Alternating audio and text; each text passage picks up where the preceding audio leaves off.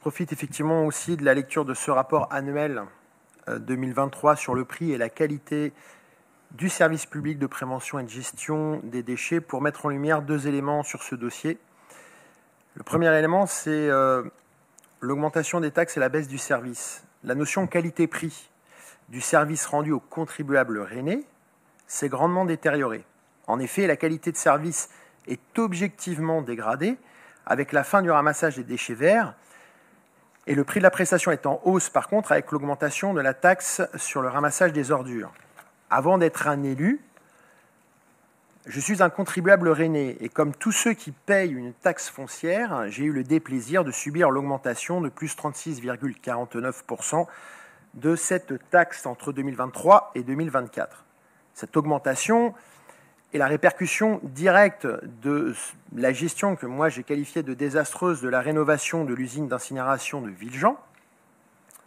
Pour rappel, chers collègues, celle-ci aurait dû être en fonction depuis janvier 2024. Malheureusement, elle est toujours en construction. Laurent Hamon nous l'a confirmé tout à l'heure. Et nous dépensons toujours, alors pour moi, je reste sur ce chiffre de 2,8 millions d'euros, puisque nous n'avions pas l'information que l'ingénierie financière ait permis d'atteindre ces 2,1 millions d'euros pour enfouir et brûler nos déchets ailleurs. Autre conséquence financière est que nous avons besoin de chauffer les plus de 25 000 foyers et CHU de Rennes ralliés au réseau de chaleur. Pour cela, nous achetons du gaz l'hiver dernier et vraisemblablement l'hiver prochain. Madame la Présidente, les contribuables payent au sens propre l'addition de la gestion de ce dossier.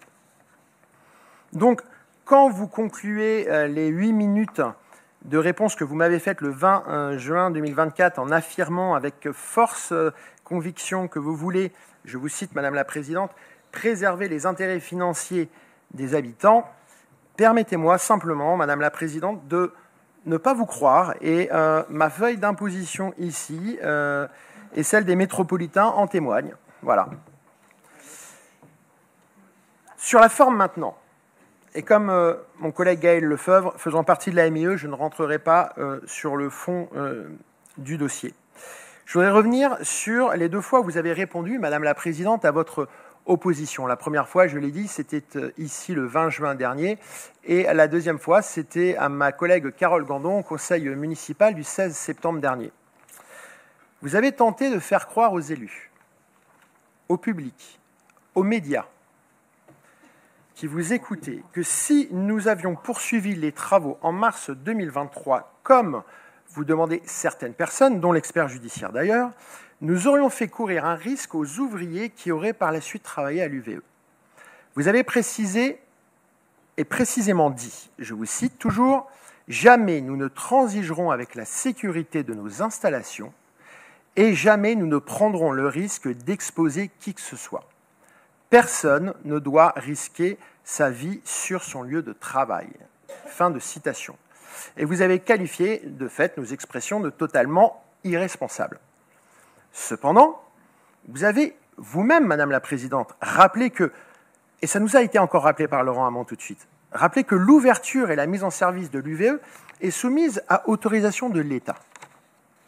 Or, si des éléments de non-conformité ou d'insécurité étaient alors constatés à la fin du chantier, l'État ne donnera jamais, au grand jamais, l'autorisation d'exploiter. Et la sécurité des travailleurs ne sera jamais mise en péril. C'est précisément le rôle de l'État. Alors faire croire le contraire, Madame la Présidente, à savoir que si nous avions continué, nous aurions exposé les ouvriers, est tout simplement malhonnête intellectuellement.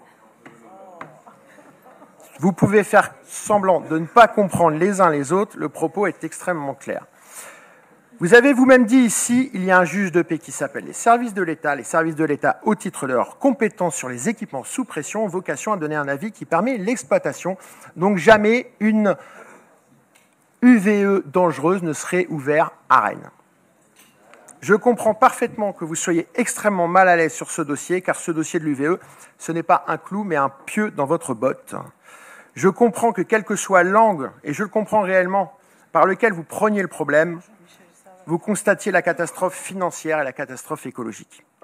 Pour autant, Vous faut-il vous en prendre à votre opposition en les accusant d'être des chevaux de Troie et donc, par extrapolation évidente, en les accusant d'intelligence avec l'ennemi?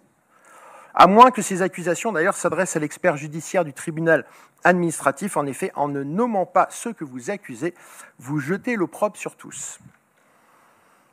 Mais vous savez, régulièrement nous le rappeler, Madame la Présidente, c'est vous qui êtes en responsabilité, c'est vous qui êtes responsable de ce dossier, le plus grand chantier, je crois, de votre mandat. Et vous disiez, vous rappelez, l'esprit de responsabilité des gens qui gèrent des exécutifs. Travailler et avoir un esprit critique sur la gestion de ce dossier, ce n'est pas vous manquer de respect, Madame la Présidente, c'est précisément ce que demande l'exercice démocratique. Comme vous pouvez le constater dans mon intervention, il ne s'agit ni d'outrance ni de sentiment, mais d'expression des faits. Je vous remercie de votre écoute.